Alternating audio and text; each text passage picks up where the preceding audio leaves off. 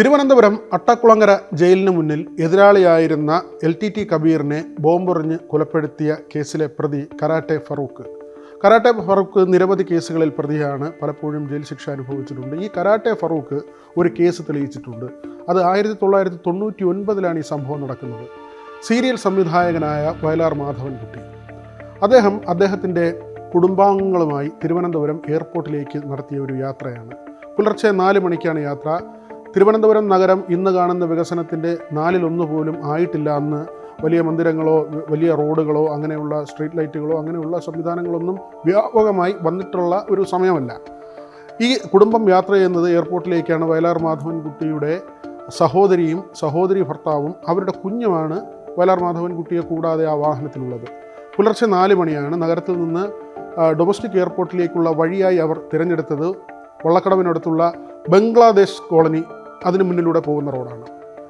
ഈ 4 മണി സമയത്ത് ഇവരിങ്ങനെ പോകുമ്പോൾ ഒരു 4 അംഗ സംഘം ഈ വാഹനത്തിന് മുന്നിലേക്ക് ചാടി ഇറങ്ങുന്നു.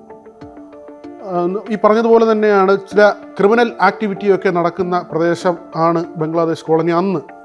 ഇപ്പോഴങ്ങനെയൊന്നുമല്ല. നല്ല രുചികരമായ ഭക്ഷണങ്ങളൊക്കെ കിട്ടുന്ന ധാരാളം റെസ്റ്റോറൻറ്റുകളൊക്കെ ഉള്ള, അല്ലെങ്കിൽ വലിയ വ്യാപാര സ്ഥാപനങ്ങളും ഇറച്ചി വ്യാപാരവും ഒക്കെ വലിയ തോതിൽ നടക്കുന്ന ഒരു ഇടമാണ് ഇപ്പോൾ ബംഗ്ലാദേശ് കോളനിയും പരിസരവും. പക്ഷേ അന്ന് അങ്ങനെയല്ല.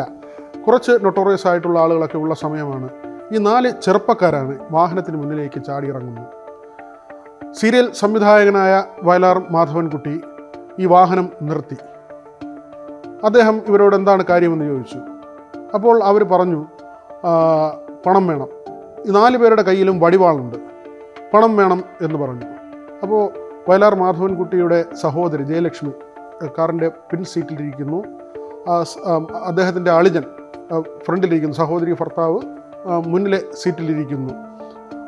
ബാലചന്ദ്രൻ എന്നാണ് അദ്ദേഹത്തിൻ്റെ പേര്. അദ്ദേഹം ഗൾഫ് എയറിൻ്റെ റിയാദിലെ മാനേജറാണ്. അപ്പോൾ അദ്ദേഹത്തിനും കുടുംബത്തിനും തിരുവനന്തപുരത്ത് നിന്ന് റിയാദിലേക്ക് പോകാനുള്ള യാത്രയ്ക്ക് വേണ്ടിയാണ് അവർ ഈ വഴിയിലൂടെ സഞ്ചരിക്കുന്നത്.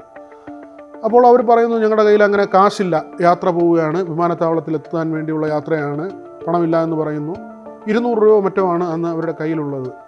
ഈ പണം കൊടുക്കുന്നു. പക്ഷേ അതുകൊണ്ട് അവർ തൃപ്തരാകുന്നില്ല.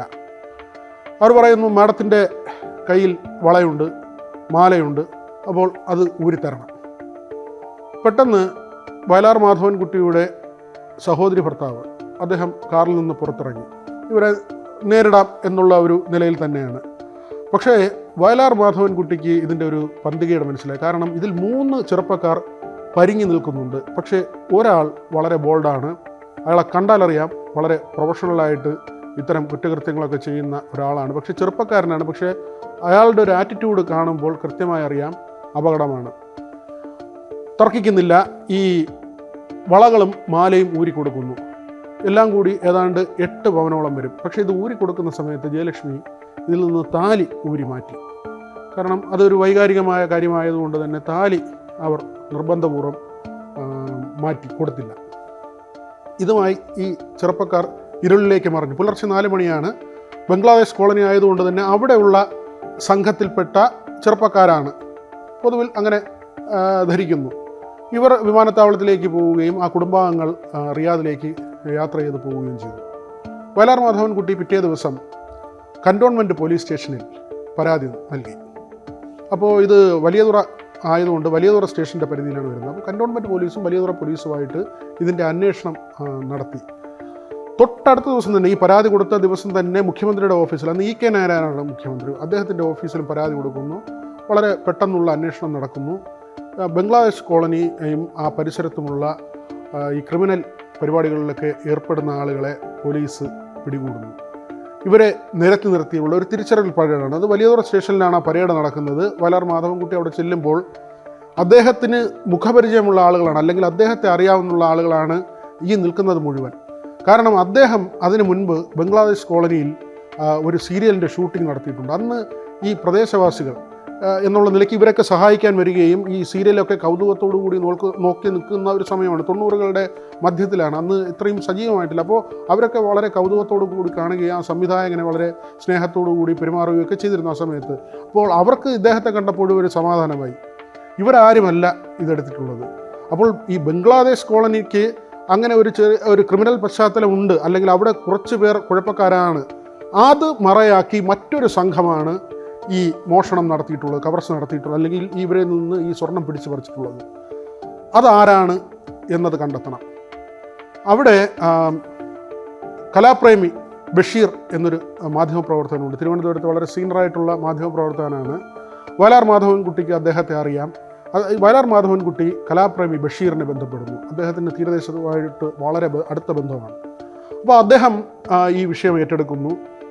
അന്ന് കരാട്ടെ ഫറൂഖൊക്കെ അവിടെ സജീവമായി ഈ ഗുണ്ട പരിപാടിയുമായി നടക്കുന്നൊരു സമയമാണ്.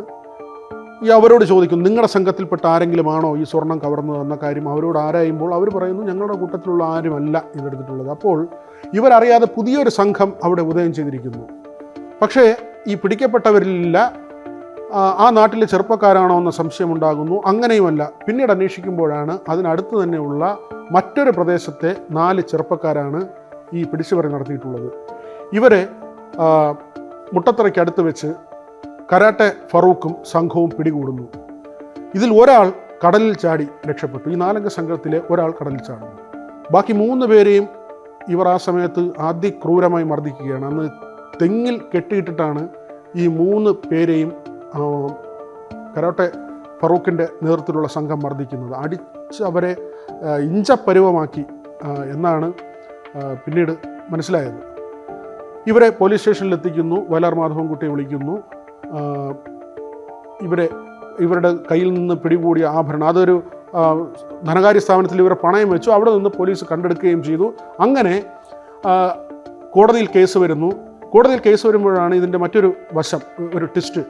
അതിൽ ഈ പ്രധാന പ്രതിയായ ചെറുപ്പക്കാരൻ പറയുന്നു, എൻ്റെ വീട്ടിൽ നിന്ന്, പ്രത്യേകിച്ച് അമ്മയിൽ നിന്നൊക്കെ ഒരു സംരക്ഷണം കിട്ടുന്നില്ല, അവരൊക്കെ എന്നെ ചൂഷണം ചെയ്യുന്നു പലതരത്തിൽ.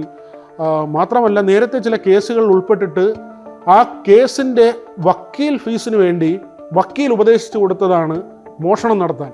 അതായത് വക്കീൽ ഫീസ് കൊടുക്കാൻ വേണ്ടി പണം കണ്ടെത്തുന്നതിന് ആ വക്കീൽ പറഞ്ഞു കൊടുത്ത വഴി കവർച്ച നടത്തുക എന്നതാണ്. അങ്ങനെയുള്ള ഒരു വക്കീലാണ് ഈ ചെറുപ്പക്കാരൻ്റെ വക്കീൽ.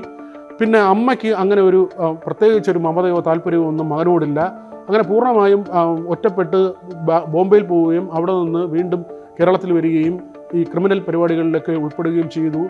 ഒരു കാരണവശാലും കോടതിയിൽ എന്നെ തിരിച്ചറിഞ്ഞില്ല എന്ന് പറയരുത്, എന്നെ തിരിച്ചറിഞ്ഞു എന്ന് പറയണം, അങ്ങനെ എന്നെ ശിക്ഷിക്കണം, എൻ്റെ അനുജനെങ്കിലും രക്ഷപ്പെടട്ടെ, ഇവരുടെ കണ്ണു തുറക്കട്ടെ എന്നൊക്കെയാണ് ഈ ചെറുപ്പക്കാരൻ ആവശ്യപ്പെടുന്നത്. പക്ഷേ വയലാർ മാധവൻകുട്ടി ഈ സ്വർണം കിട്ടിയതോടുകൂടി തന്നെ അദ്ദേഹം കോടതി മുറിയിൽ പറഞ്ഞത് ഇവരാണോ എന്ന കാര്യം വ്യക്തമല്ല, അവിടെ വെളിച്ചക്കുറവുണ്ടായിരുന്നു, പുലർച്ചെ 4 മണി ആയതുകൊണ്ട് തന്നെ ഇവരാണോ എന്ന് സ്ഥിരീകരിക്കാൻ കഴിയുന്നില്ല എന്ന കാര്യമാണ് അദ്ദേഹം പറഞ്ഞത്.